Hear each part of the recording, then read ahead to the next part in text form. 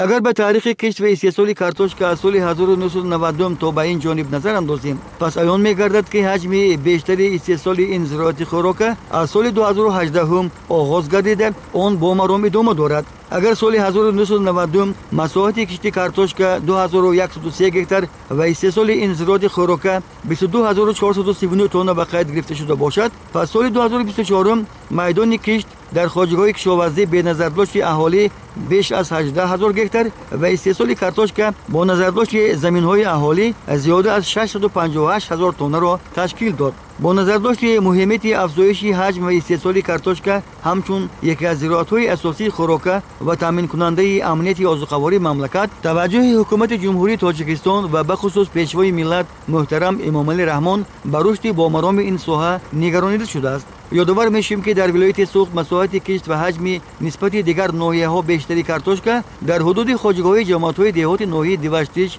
عملی کرده می‌شود، ولی همزمان کارتوشکا پروری از زراعت اساسی کشاونده در شهر و ناحیه‌های پنجکین، استرافشان، شهرستان، کوهستان مسچا، عینی و اسفره نیز محسوب یافته. سال جاری در ناحیه دیوشتیش کشت آن در میدان 5500 هکتار، پنجکین 3900 هکتار، استرافشان 2500 هکتار، کوهستان مسچا 2200، شهرستان 1735، اسفره 990 و عینی به مساحت 610 هکتار کشت کارتوشکا به نقشه گرفته شده. این سمت کار با مرام ادامه دارد. امروز در اساس دستور سپارش‌های اساسگزار صلح و وحدت ملی پیشوای معظم ملت در ناحیه کشت کارتوشکا ادامه دارد. سال گذشته زیاده از 25% عمومی میدان تخم عزیز کش کردیم.